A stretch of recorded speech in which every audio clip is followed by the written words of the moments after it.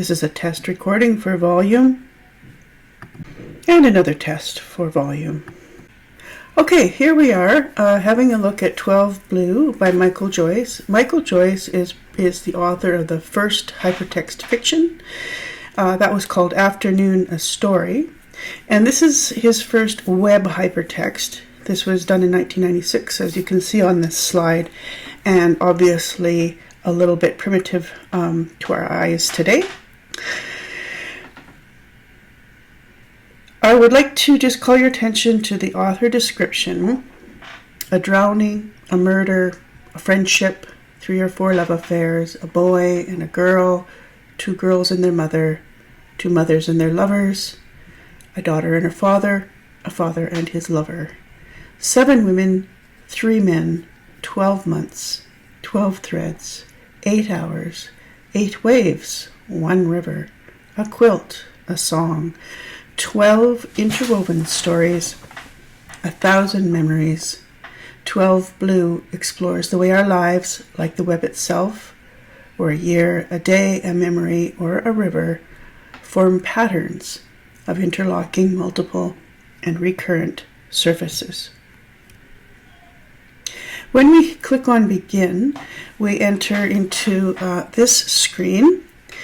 And the idea here is that people will explore the text rather than follow the author's direction. So we've talked about hypertext and hypermedia before. The prefix hyper comes from the Greek meaning over or above. So in this case, hypermedia is more accurate just because this text contains images as well as text. In hypertext fiction, as we've seen already, the reader typically chooses links to move from one note of text to the next, and in this fashion arranges a story from a deeper pool of potential stories. Each reading of the story could follow a different combination of nodes. So the idea here is that closure in this new form is as obsolete as a printed page. There was a lot of talk about the obsolescence of the printed page and of the book at this time. When the story no longer progresses, or when it cycles, or when you tire of the paths, Joyce wrote in the introduction, the experience of reading it ends. By the early 90s, Joyce and his hypertextual co-conspirators had triggered a larger public conversation about the significance of this new form. Multiple print tomes appear evangelizing hypertext storytelling, and even a few warned of the threat it posed to traditional narrative. The literary, philosophical world had been musing about the death of the author and fragmented, reader-centric text since the late 1960s, but suddenly all those abstract ideas were grounded in technological reality. But we never managed to publish a true branching path narrative. So the above comes from Why No One Clicked on the Great Hypertext Story from Wired. All right, so when you enter this story, have a look at what you're presented with. And of course, as I've talked about this before, what's the function of all these elements? The text under here on this first image from the first screen is, "So a random set of meanings has softly gathered around the word, the way lint collects. The mind does that." From On Being Blue, that's a meditative essay by William Gass. So, what are you seeing? Why did the author make it this way? Or at least you can speculate on that. The story threads quite obviously along its edges like frayed cloth. In the left window, you'll find links there. There are passing links within the text on the right as well, but these, once followed, go away. You'll want, I think, to open the space so all 12 threads show diurnally, a not terribly obscure word for the weaving and unraveling of time. Their progress is measured in the stories, and their occasional proximities are meaningful. So as you read through this, have a look at what's going on and try to figure out what the point of a particular link is, why it is where it is, and so on. Now here is a piece of text from a theory of hypermedia and literary studies by Paul Delaney and George Landau. And in this book is a passage quoting them. Landau and Delaney claimed that the promise of hypermedia, hypertext that incorporate images and sound, is that it takes us even closer to the complex interrelatedness of everyday consciousness. It extends hypertext by reintegrating our visual and auditory faculties into textual experience, linking graphic images, sound, and video to verbal signs. Hypermedia seeks to approximate the way our waking minds always make a synthesis of information received from all five senses.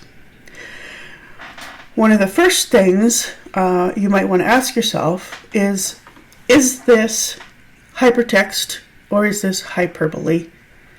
Because in some ways the claims that were being made at that time seem very extreme. Does this actually approximate the way our minds make a synthesis of information? So here are some questions that you can ask yourself as you read through this text, or you probably already have. What the heck is going on? Why do the hyperlinks disappear? What does the quotation on the first screen mean? Why is everything blue? What is the picture on the first screen about? What is the relationship between sand, seaman, and shore? What are the numbers on the first screen? What's going on in the sidebar?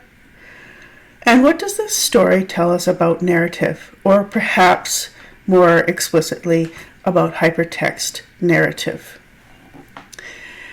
As you read through this story, you will start to recognize that there are a number of characters: Javier, Eleanor, Samantha, Lee, Lisa, Oralie, Tenet, known as Beth, and the girlfriend of a drowned boy. What's going on there?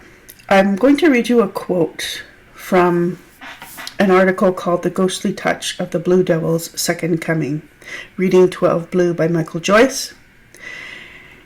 And in his introductory sentences, this is what he says about 12 Blue. 12 Blue is a web-based narrative with several interconnecting entry points, and as many echoing, often elusive narrative voices that will quickly embark the unattentive reader on a wild goose chase. Irretrievable loss and the passing of time are central themes in 12 Blue, a work fraught with the narrator's nostalgic musings, whose voices and identities intertwine to the point of obfuscating identification. You might ask yourself why, what's going on. You might ask yourself how you might be an attentive reader as opposed to an unattentive reader. That's a difficult task in this particular work. Enhancing further the elusive nature of identity in the narrative, several characters bear the same name, while others have two, like Liesel, the quilting virologist, also known as Lee, a nickname she shares with Oralie, who happens to be her husband's ex-wife. Disorientation, a narrative trope of electronic hypertexts, is doubled with a nostalgic tonality which affects a reading on the drift. All right. So as you read through this, what do you discover? What do you think about identity and the establishment of identity, and why the author is playing with that particular theme? So, when we get into the first screen, where we click on begin, and then I clicked on the underlined text link. So what this says, it's hard to read on your screen, I'm sure. Follow me doesn't have much of a ring to it, though God knows there's music for a 15-year-old girl holding tasteless blueberry cotton candy on an August afternoon and flirting with a gap-toothed carny, arms brown as twisted rattan, hard thighs in jeans black as grease. Jack-o'-lanterns smile below a thief's indigo eyes. Music likewise for a woman, shivering in the air conditioning and half having to piss, seated years afterward, bare-legged and squirming upon a grey leather banquette lit by dim cobalt sconce lights. Her reflection and the candles weaving together in the Art Deco mirror, its woodwork burnished like the luscious brown arm of one of Gauguin's sleepy girls, yellow arabesques across her full breasts. Follow me.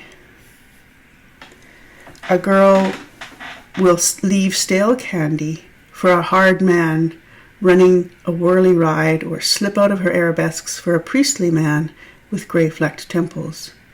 See him swirl Petit Syrah in a crystal globe before a candle, the wine's leggy shadows dancing garnet on the dark blue veins of his manicured fingers.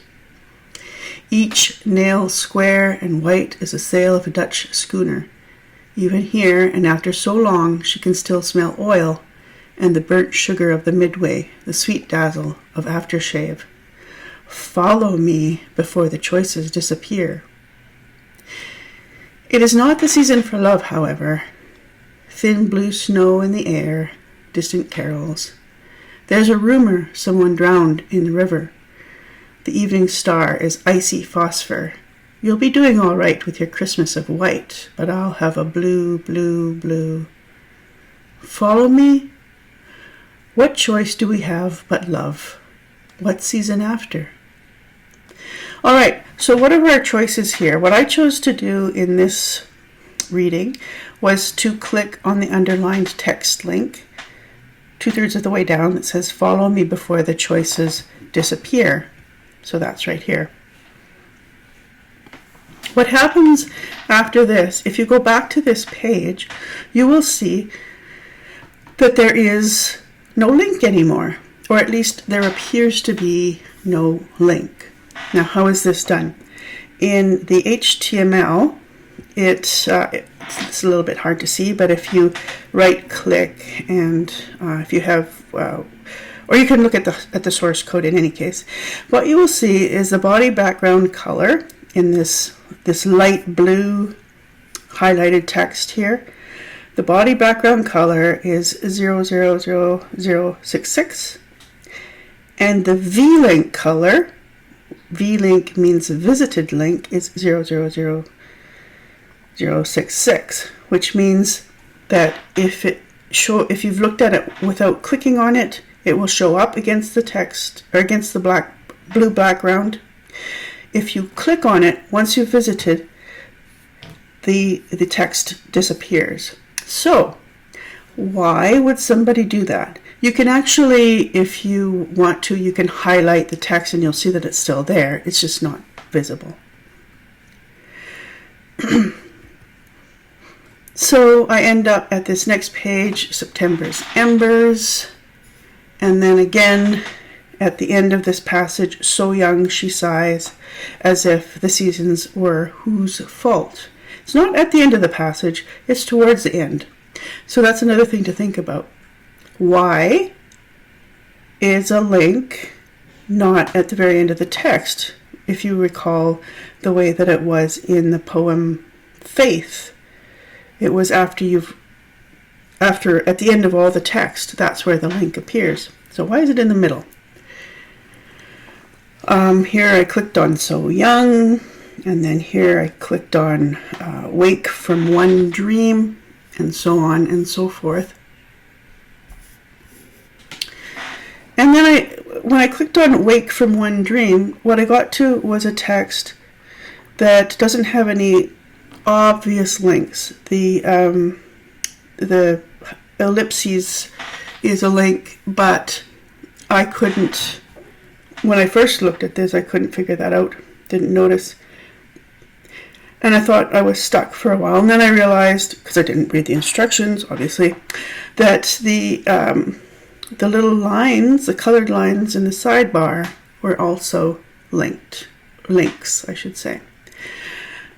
So let's have a look at these threads. They look like threads in the sidebar, a rather obvious kind of metaphor here. And if we look at the links or the threads in the sidebar, what you will notice is that they change. They're in different positions. Sometimes they're next to each other and sometimes they're not. I've circled this one here, the pink one, and then I've circled moving on to a different page. There's now a kind of two that have touched together, and so on. So they're each appearing in different spots. Ask yourself why that might be. Why do you suppose they change as you go through the text? Here's another interesting thing is the image. So this is hypermedia, obviously, so there's the odd image, and what's going on with that, and why is it there? What do you make of it? I'm going to go back now to a little bit of the theory of hypertext that was being tossed around at this time. Robert Coover wrote a very interesting article called The End of Books in the New York Times Book Review in 1992. Much of the novel's alleged power is embedded in the line, that compulsory author-directed movement from the beginning of the sentence to its period, from the top of the page to the bottom, from the first page to the last. Of course, through print's long history, there have been countless strategies to counter the line's power, from marginalia and footnotes to the creative innovations of novelists like Lawrence Stern, James Joyce, Raymond Queneau, Julio Cortázar, Italo Calvino, and Milorad Pavic, not to exclude the form's father, Cervantes himself. But true freedom from the tyranny of the line is perceived as only really possible now at last with the advent of hypertext, written and read on the computer, where the line in fact does not exist unless one invents and implants it in the text.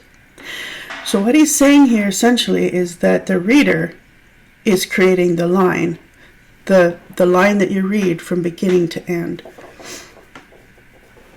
We've already seen Raymond Queneau. You might be familiar with these other writers. Lawrence Stern played with the linear storytelling model in the Life and Opinions of Tristram Shandy. This was written over several years from 1759 to 67, and he actually includes a drawing on one of the pages of the novel to illustrate the linear progression, so-called linear progression of his narrative. All of these little bumps and swoops and so on represent his digressions. So he didn't tell the story in a straightforward manner. He would digress and talk about something else and then go back and then talk about something else. So people have been playing with the notion of a linear narrative for a long time. But Coover's argument is that hypertext truly allows for the end of what he calls the tyranny of the line. Ask yourself this: do you buy that? Is that something that you agree with? Do you disagree with? Why is the line tyrannical? What's going on? In terms of the tyranny of the line, I think it relates in a small way to the notion of the reader as author that was also being touted during this time. This is George Landau from Hypertext, The Convergence of Contemporary Critical Theory and Technology. And he argues that the figure of the hypertext author approaches, even if it does not entirely merge with, that of the reader. The functions of reader and writer become more deeply entwined with each other than ever before. What does he mean by that? He's basically saying that because the reader chooses the path, the reader chooses the progression, the reader actually becomes an author. And in some ways as well, you'll see this in 12 Blue, I think, because you are forced to focus so heavily on what's going on, you actually have to form the narrative yourself in your mind as you read it. It's not something where the author grabs your hand and pulls you along the way through a single path of a narrative. That's an interesting idea, and we'll see how well it works. I find myself that it's very difficult to read texts like this, perhaps just because I'm used to reading a linear narrative. So that's something else to think about as you read through this. I'm going to end here with a few more questions. Why does Joyce provide links in the middle of the paragraph before the end of the page? So I asked that before. To us now, we're so used to hypertext and all the texts that we read that we're quite happy to click on a link in the middle of a paragraph and leave what we were originally reading behind to go read something else. But this was still pretty new back then, and so he's experimenting with that a little bit. How do you know when you are done reading this work? How does form, that means the hypertext form, the links, the structure, work with the content of 12 Blue? You might also consider, why are there shifts in temporality? What would be lost from this narrative if it were linear? And I ask kind of in a provocative, silly way, what does blue mean? There's a lot of words in this text that mean, they're different words for the word blue, or types of blue. So why did he call it 12 Blue? What is blue about? And what does blue mean in all its different connotations? So I've asked you all these questions, and the reason for doing that is that as you go through this work, you should be making some notes, jotting down some ideas. You can pick any question or maybe a couple questions and choose to write your paragraph on those. Or if you have your own question, you can also do that. So what am I looking for in the paragraph when you come in to write your paragraph in our in-class exercise? What I'd like you to do, you can bring in a topic sentence. You can bring in a laptop. You can bring in point form notes, but not a full paragraph, obviously. And write a paragraph where what I'm looking for is you have a topic sentence, which means your whole paragraph is only going to be about that topic. So that could be any one of those questions, or a couple of them, as I said, or your own question. The body of the paragraph is going to be discussion and analysis and evidence about that topic. And you can have a concluding sentence which basically draws it all together. The concluding sentence isn't quite as important as the topic sentence and the evidence. So that's the exercise for the paragraph on 12 Blue. I will be happy to answer any questions on this in our class on next Tuesday. And that's it for now. Have a good weekend.